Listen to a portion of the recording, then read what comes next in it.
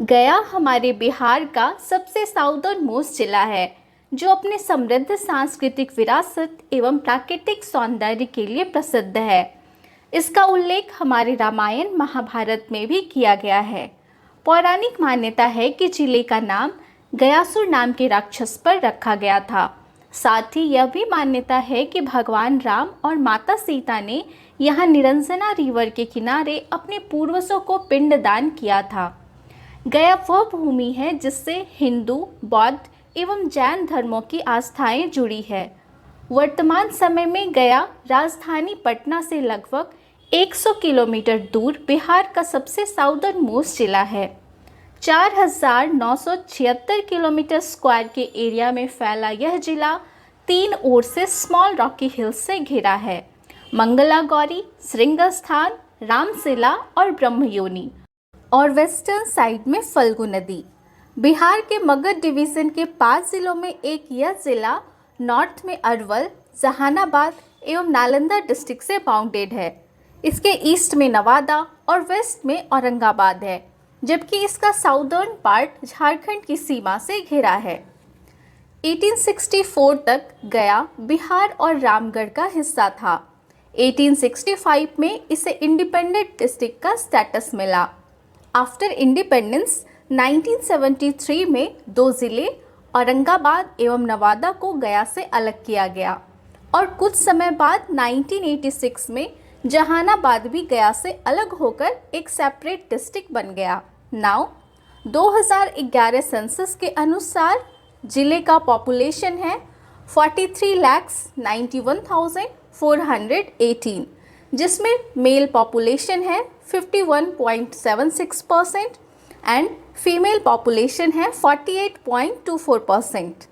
जिले का sex ratio यानी लिंगानुपात है 937 फीमेल्स पर 1000 मेल्स। चाइल्ड सेक्स रेशियो यानी शिशु लिंगानुपात है 960। गया का टोटल लिटरेसी रेट यानी साक्षरता दर है 63.67%। जिले का पॉपुलेशन डेंसिटी यानी जनसंख्या घनत्व है 883 पीपल पर square kilometre. 2021 forest survey report के अनुसार गया का फॉरेस्ट कवर जिले के टोटल ज्योग्राफिकल एरिया का 12.11% है। इसी जिले में Gautam Buddha wild life sanctuary भी है, जो बिहार का one of the oldest wild life sanctuary है, जिसका एस्टैब्लिशमेंट 1976 में हुआ था और यह लगभग 260 स्क्वायर किलोमीटर के एरिया को कवर करता है। नाउ हम ट्राइबल्स की बात करें तो इनकी टोटल संख्या है 3098, जिनमें कुछ प्रमुख ट्राइब्स हैं मुंडा, Kherwar and coal.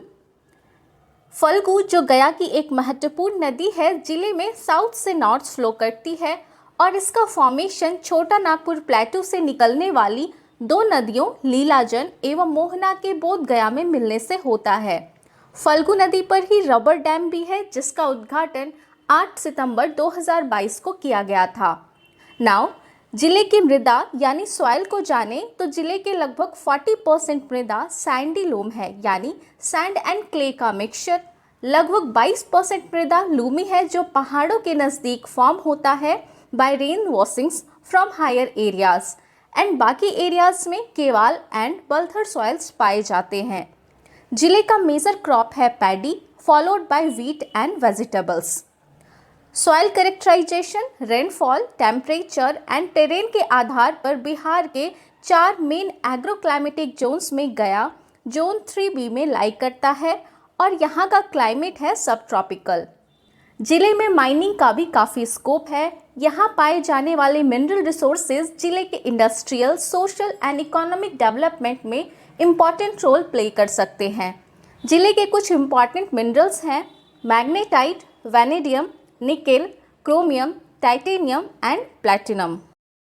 Recently union cabinet के द्वारा 10 राज्यों में 12 इंडस्ट्रियल स्मार्ट सिटीज़ के प्रोजेक्ट को अप्रूव किया गया है, जिसमें अमृतसर कोलकाता इंडस्ट्रियल कॉरिडोर के अंतर्गत आपका गया भी शामिल है एंड 1670 एकर्स में स्प्रेड गया के डोभी में प्रस्तावित इंटीग्रेटेड मैन्युफैक्चरिंग क्लस्टर भी अमृतसर कोलकाता इंडस्ट्रियल कॉरिडोर का ही हिस्सा है। नाउ जानते हैं जिले के जीआई उत्पाद के बारे में।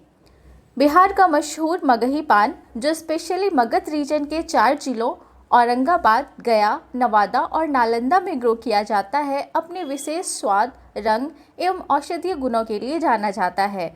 इसे वर्ष 2018 में जीआई टैग प्रदान किया गया था। जिले के आर्ट एंड क्राफ्ट को जानें तो यह जिला स्टोन क्राफ्ट का एक मुख्य केंद्र है। जिले में एक गांव है पत्थरकटी, जिसका अर्थ है कटा हुआ पत्थर। सदियों से पत्थरों को तराशने का हुनर इस गांव के रग रग में समाया हुआ है। इस क्राफ्ट में यूज़ किए जाने वाले बेसिक रॉ मटेरियल्स हैं मार्बल्स एंड ग्रेनाइट। गया के वुड क्राफ्ट का बुद्धिस्ट फॉलोअर्स एवं तीर्थयात्रियों में काफ़ी रिलीजियस इम्पॉर्टेंस है। इस क्राफ्ट में गभार की लकड़ी का यूज़ किया जाता है। नाउ बात करते हैं गया के कुछ इम्पॉर्टेंट प्लेसेस की। विष्णुपद मंदिर, फल्गु नदी के तट पर स्थित एक सुंदर एवं पवित्र स्थान। भगवान विष्णु को समर्पित इस मंदिर का निर्माण 1787 में इंदौर की रानी अहिल्याबाई होलकर के द्वारा करवाया गया था। महाबोधि टेम्पल यानी great awakening temple Bodh Gaya में स्थित एक प्राचीन बुद्धिस्ट टेम्पल है। The first temple was built by Samrat Ashok in 3rd century and present temple, जो 5th या 6th सेंचुरी में लेट गुप्ता पीरियड में बना कंप्लीटली ब्रिक्स मेड मंदिर है। इसे वर्ष 2002 में यूनेस्को वर्ल्ड हेरिटेज साइट का दर्जा दिया गया। यह मंदिर महाबोधि ट्री के ईस्ट में स्थित है।